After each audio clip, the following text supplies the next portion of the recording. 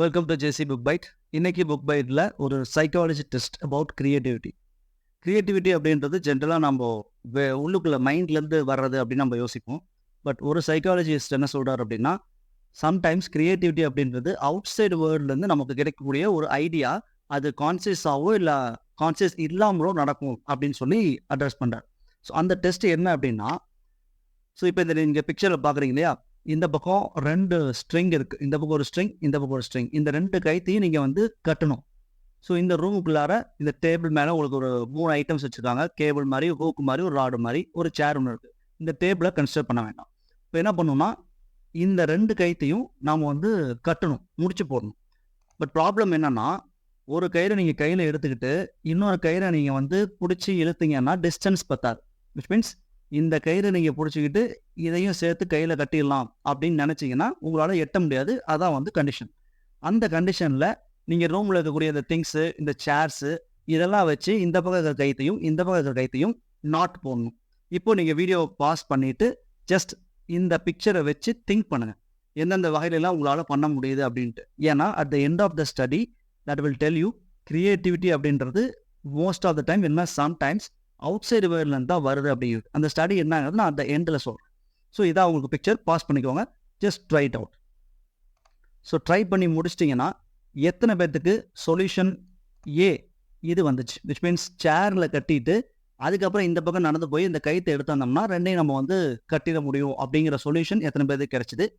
அதே மாதிரி second one, எத்தனை பேர் இந்த கேபிள் ஃபஸ்ட்டு பிக்சரில் காட்டியிருந்தோம் இல்லையா, இந்த கேபிள் 2 பக்கமும் கட்டிட்டு அந்த கேபிளை வச்சு ஈஸியாக வந்து டைப் பண்ண முடிஞ்சுது அப்படிங்கிறது எத்தனை பேர்த்துக்கு இந்த சொல்யூஷன் கிடைச்சிது. இது வந்து கேபிள். நீங்கள் எந்த சொல்யூஷன் உங்களுக்கு வந்துச்சோ அதை கமெண்ட் பண்ணுங்கள். அடுத்த சொல்யூஷன் ஹூக் இருந்துச்சு இல்லையா, அந்த ஹூக்கில் இந்த கம்பியை நம்ம வந்து ஒரு கையத்தை பிடிச்சி இழுத்துட்டு இந்த ஒரு கையில் வச்சுக்கிட்டு ரெண்டையும் நம்ம ஈஸியாக முடிச்சு போட்டுடலாம்.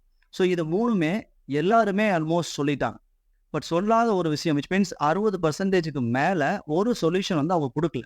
என்ன சொல்யூஷன் அப்படின்னா, த லாஸ்ட் சொல்யூஷன். இந்த ராடு இருந்துச்சு இல்லையா ஃபர்ஸ்ட் பிக்சரில்,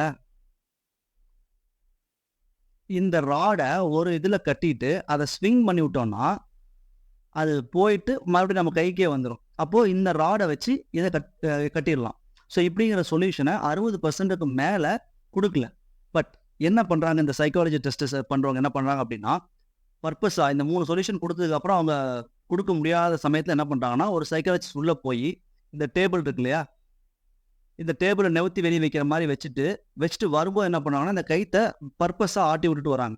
பர்பஸாக ஆட்டி விட்டோன்னே என்ன ஆகுதுன்னா, அதை பார்க்குற உள்ளே இருக்கிற அந்த எக்ஸ்பெரிமெண்ட்டி இருக்கார் இல்லையா, அதை பார்த்த உடனே சரி ராடை கட்டி ஆட்டி விட்டுட்டோன்னா அதை நம்ம கைக்கு வந்துருக்கிற அந்த ஐடியா எக்ஸ்டர்னலாக இவங்க பர்பஸாக பண்ணியிருக்காங்க. பர்பஸாக பண்ணதுக்கு அப்புறம் தான் இந்த 60%க்கு மேலே இருந்த எக்ஸ்பெரிமெண்ட் பண்ணாங்க இல்லையா, அவங்க அந்த சொல்யூஷன் 4th சொல்யூஷன் அவங்களால கண்டுபிடிக்க முடிஞ்சுச்சு. அது வரைக்கும் அதுக்கு முன்னாடி இருந்த சொல்யூஷன் மட்டும் தான் கண்டுபிடிச்சு. ஸோ இதில் இது கிரியேட்டிவான ஒரு சொல்யூஷனாக இருந்தாலும் மீதி 3 வந்து எல்லாத்தாலையும் கொடுக்க முடிஞ்சு. பட் 60%க்கு மேலே இந்த சொல்யூஷன் கொடுக்க முடியல. எப்போனா அந்த எக்ஸ்பெரிமெண்டர்ஸ் அந்த கைத்தை ஆட்டி விட்டுட்டு போகும்போது தான் அவங்களுக்கு அந்த பாயிண்ட் வந்து ட்ரிகர் ஆயிருக்கு. அப்போது அவங்க என்ன சொல்கிறாங்கன்னா, இந்த சைக்காலஜி டெஸ்ட்டில் இந்த மாதிரி கிரியேட்டிவிட்டி அப்படின்றது எப்பவுமே மைண்டுக்குள்ளேருந்து வரக்கூடிய ஒரு விஷயம் கிடையாது.